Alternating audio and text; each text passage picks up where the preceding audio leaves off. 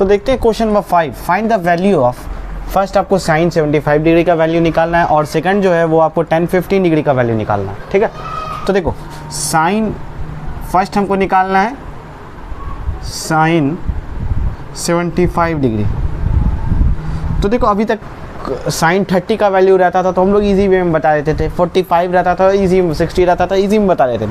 लेकिन यहाँ थोड़ा सा मुश्किल भी नहीं, तो देखो इजी ही है। क्या हम इसको, ध्यान से देखना, क्या हम इसको लिख सकते हैं, क्या लिख सकते हैं 45 प्लस 30 डिग्री, 45 और प्लस 30 को जोड़ोगे तो क्या हो जाएगा 75 होगा, ऑब्वियस।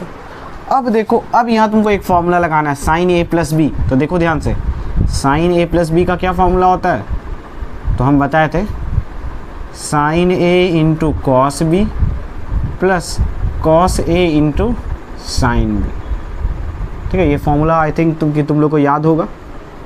तो साइन ए, ये ए है और ये बी है, तो sign A into cos B, ठीक है, plus cos A into sine B. Clear? अब बोलोगे सर इसको 60 प्लस 15 क्यों नहीं लिखे, ऐसा भी तो लिख सकते थे। तो इसीलिए नहीं लिखे क्योंकि हमको 45 और 30 का वैल्यू पता है, 15 का कहीं वैल्यू पता है ही नहीं, इसलिए नहीं लिखे। ठीक है, तो ये ध्यान में रहना चाहिए, हर बार ऐसे ब्रेक करना है कि जिसका वैल्यू तुमको पता हो।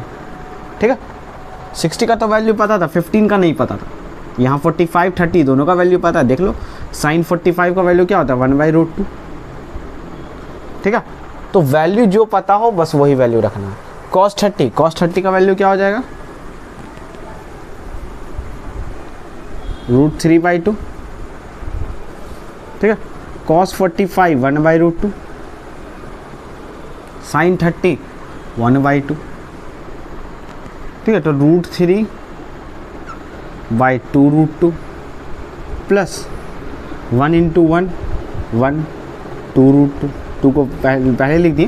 ठीक है, अब अगर एलसीएम लोगे तो यहाँ पे क्या हो जाएगा 2√2 और √3 + 1। ये तुम्हारा फाइनल आंसर होगी। ठीक है, ऐसे तुम क्या करो, एक हमको वैल्यू निकाल करके दिखाओ अलग से। ठीक है, कहीं पर भी निकाल लेना, cos 75 डिग्री का वैल्यू अपने से निकाल के रखना और कमेंट सेक्शन में कमेंट करके ज़रूर बताना। ठीक है, आप बोलोगे सर कमेंट सेक्शन में ऐसे कैसे लिखेंगे, हाँ तो ये भी बात है। तो जो भी वैल्यू है उसको तुम लैंग्वेज में लिख देना। ठीक है, लैंग्वेज में कि जैसे इसको कैसे बोलेंगे √3 + 1, उसमें लिख देना इंग्लिश में √3 + 1/2√2। ठीक है, तो जैसे भी जो भी लैंग्वेज आप है अपना लिख देना। चलो इसको देखते हैं, tan 15 डिग्री, बहुत अच्छा क्वेश्चन है। ठीक है, तो देखो tan 15 डिग्री, तो tan 15 को क्या लिख सकते हैं हम लोग, ध्यान से सोचो। हाँ, तो इसको लिख सकते हैं 45 - 30, क्योंकि देख लो ना दोनों का वैल्यू तो पता होगा, पता ही है 45 भी और 30 भी, और माइनस करेंगे तो क्या आ जाएगा 15 भी आ जाएगा। अब देखो तुमको एक फॉर्मूला बताए थे, क्या बताए थे कि tan x - y का क्या फॉर्मूला होता था, क्या होता है tan x - tan y upon 1 + tan x × tan y, ये फॉर्मूला होता था। फॉर्मूला याद रखना बहुत इंपॉर्टेंट है, जैसे यहाँ पर ये, ठीक है, और यहाँ पर ये, तो बस लगा दो tan 45 - tan 30 अपॉन 1 बार माइनस लिख दे रहे, प्लस tan 45 × tan 30। अब बस वैल्यू तुमको याद होना चाहिए, tan 45 का वैल्यू 1, tan 30 का वैल्यू 1/√3, और ये तुम्हारा मेन बाई है। मेन बाई के सामने हमेशा इज इक्वल टू होता है, याद रखना। 1 प्लस tan 45 का वैल्यू 1, tan 30 का वैल्यू 1/√3। बस कहाँ, इसको सॉल्व कर लो, आंसर आ जाएगा। 1 - 1/√3, 1 प्लस 1 को 1 से मल्टीप्लाई करेंगे तो 1/√3। अब देखो ज़रा, यहाँ एलसीएम लोगे, पहले नीचे वाले को मत देखना, ऊपर वाले को देखना। एलसीएम लोगे तो √3 यानी √3 - 1 है कि नहीं, और फिर नीचे वाले का काम करोगे ऐसे ही। ठीक है, तो √3 + 1 अब देखो यहाँ से ये √3 कैंसिल हो जाता है, यहाँ से यहाँ कैंसिल कर सकते हो, यहाँ से यहाँ कैंसिल कर सकते हो, ठीक है। तो बच जाएगा क्या, √3 - 1 और यहाँ √3 + 1। तो ये भी तुम्हारा आंसर हो गया।